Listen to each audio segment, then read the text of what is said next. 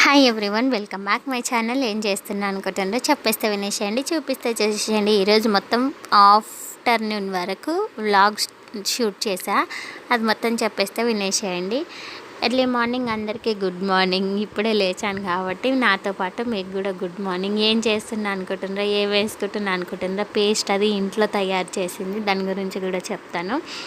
And ఒక చేతిలో brush, ఇంకొక చేతిలో పేస్ట్ పెట్టుకోవడానికి ఇంకొక అదే చేతిలోనే ఫోన్ పట్టుకొని వీడియో తీసేసరికి అంత క్లారిటీ లేదు. మన్యం పొడిన ఏమంటారుగా, దాల్చిన చెక్క, ఇలాచీలు, లవంగాలు, మిరియాలు అవేసి ఆ పొడి లాంటిది పేస్ట్ లాగా మా మామయ్య తయారు చేశారు. అంటే చిగుళ్ళ నుంచి రక్తం రావడం, చిగుళ్ళు నొప్పులు అలాంటివి ఉంటాయిగా, వాటి కోసమని.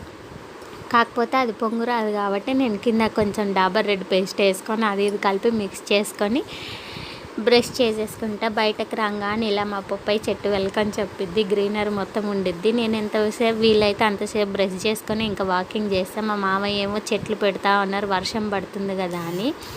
నేను మా పిల్లాడు పడుకున్నాడు కదా అని వీడియో క్లిక్ చేసినప్పుడు ఇట్లా టుక్కుమని సౌండ్ వస్తుంది. ఆ సౌండ్కి కూడా మా చిన్నోడు లేస్తున్నాడు. ఇంకా సపోర్ట్ చేయక తొందర బయటకు వచ్చినా, కానీ వాడు వెంబడే లేచిండు.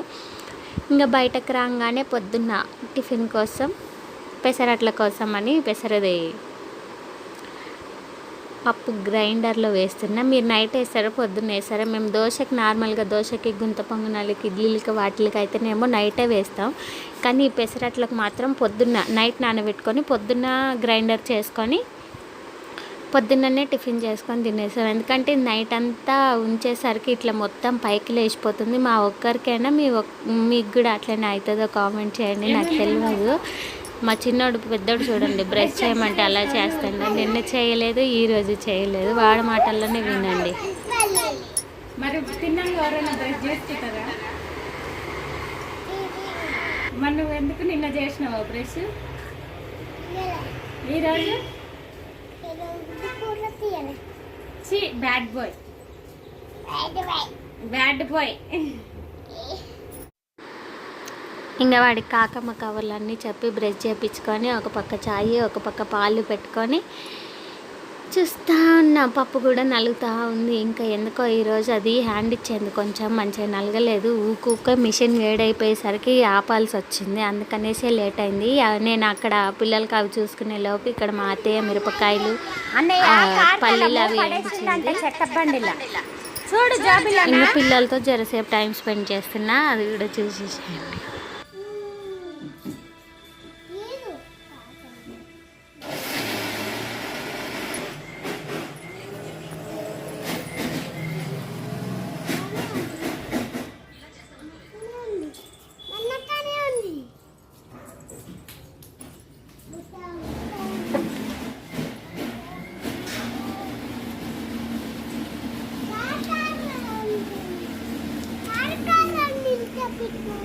కారకాడ ఎందుకు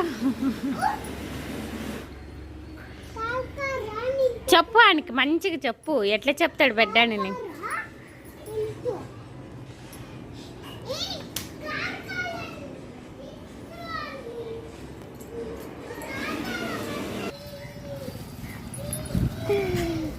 మా ఇంటి ముందు వెళ్తున్న చిన్న గోపికలు, వాటికి కూడా చేయకపోతే మరి కృష్ణుడు వేషం.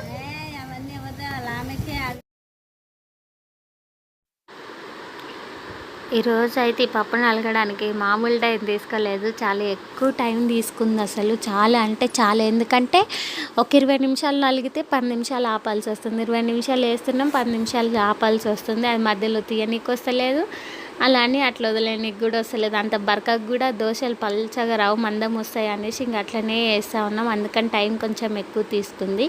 ఇంకా అది అక్కడ నలుగుతున్నాం. కానీ నేను పొయ్యి మీద కొంచెం వేడి నీళ్ళు పెట్టుకున్నా. రోజు ఎప్పుడు పొద్దున్ననే తాగుతా, కానీ ఈరోజు వీలు కాలేదు. అందుకని ఇంకా పప్పు నలుగుతున్నప్పుడే, ఇది కూడా పొద్దున్ననే కానీ కొంచెం పని అయిన తర్వాత. రోజేమో పొద్దున్న బ్రష్ చేయగానే ఫస్ట్ వేడి నీళ్ళే తాగేస్తే, ఈరోజు ఇంకా మా పిల్లలు లేచాను రా పప్పు ఉంది అనేసి ఇట్లా అయింది. బయట ఒకటి లేదు అది ఇది అని అనుకోకండి. నేను లేచేలోపు మా అత్తయ్య ఊకేస్తుంది. అంటే నేను మా అత్తయ్య 7 గంటలకు లేస్తే నేను 7:15 అట్లా లేస్తా. వర్షం పడుతుంది కాబట్టి ముందు ఒక్కటే ఊపుతాం, ఇటు పక్క చుట్టూ అవయం ఊకం, ఎందుకంటే మొత్తం వాటర్ ఉండిద్ది కాబట్టి. మళ్ళీ వర్షం తగ్గిపోయిన తర్వాత సాయంత్రం అట్లాంటి టైంలో ఊపుకుంటాం. బురద ఉంటుంది మొత్తం, అసలు వెళ్ళనికి కూడా ఉండదు. ఇంకా చెట్ల సైడ్ అక్కడిక్కడ అవన్నీ ఊపుకుంటాం, కానీ ఓన్లీ వెనక సైడ్ అట్లా ఊకము. ఇంకా వాటర్ వేడైపోయినాయి, అవి పోసుకుంటేనే నేను మా చిన్నోడిని చూసేసరికి మొత్తం వాటర్ అన్నీ కింద పోయినాయి, అంటే కొన్ని గ్లాస్ నిండిపోయినాయి.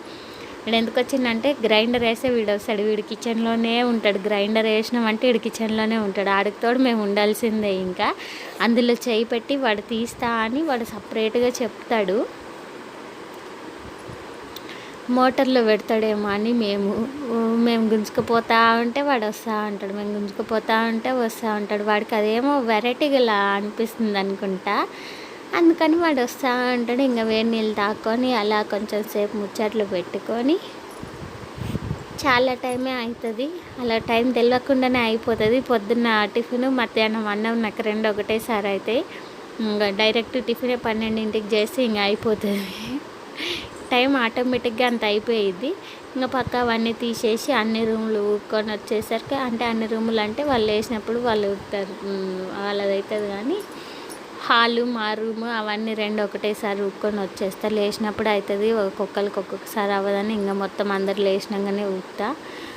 అలా ఊపుకున్న తర్వాత మీకు ఒకటి చూపిస్తే చూడండి. ఇట్లా ఊపుతున్నప్పుడు నాకు కూడా గుర్తొచ్చింది, అదే చూపిస్తున్నా. నా ట్రైపాడ్ నాకన్నా ఎక్కువ ఈ గూట్లోనే ఉండిద్ది. నేను ఇలా తీయంగానే మా పిల్లలు అలా వచ్చి పీకేస్తారు. ఇంకా మేము మా పిల్లలు ఫ్రెష్ అప్ అయిపోయిన తర్వాత ఇంకా దోశలు వేస్తున్నాం. దోశలు మాత్రం భలే పల్చగా వస్తాయి. మీరు ఎప్పుడైనా ట్రై చేశారా? కొంచెం మినపప్పు, కొన్ని బియ్యం, కొన్ని ఎక్కువ పెసళ్ళు అట్లా వేసుకుంటాం. మీరు ఎట్లా వేస్తారు? మీరు వాళ్ళు పెసళ్ళతోనే వేస్తారా? పెసలతో వేస్తే అసలు దోశ వచ్చిద్దా? ఇట్లా వచ్చింది చెప్పండి. మా పెద్దోడికి దోశ ఇస్తే చూడండి ఎట్లా ఎత్తుపడేస్తాడు, చిన్నవాడికి సారీ. ఇంకా వీళ్ళిద్దరు ముద్దుగా ఆడుకుంటారు చూడండి. ఆడు మూసుకోరు, జాగిళ్ళు మూగిళ్ళు అంట. వాడికేమో వీడు వినాలని ఉండేది, వీడేమో అస్సలు చెప్పిందే అస్సలు వినడు. వీడు కళ్ళు మూసుకోమంటే వీడు మూసుకోడు, ఆడేమో ఆడికి ముయ్యి అని అంటాడు. వాళ్ళిద్దరు ఆట అట్లా ఉండిద్ది. వెయ్యమారా కానీ మా పెద్దోడిని చూస్తే చిన్నోడు ఒకటే భయపడిపోతూ ఉంటాడు. ఇంకా తిన్నాక కొంచెం సేపు రెస్ట్ తీసుకున్నాక ఇంకా నల్ల వచ్చే టైం అయింది. ఇంకా పట్టుకున్నాం. ఛానల్ని సబ్స్క్రైబ్ చేసుకోండి. చుట్టుముట్ట అంతా కడుక్కున్నాం శుక్రవారం కాబట్టి.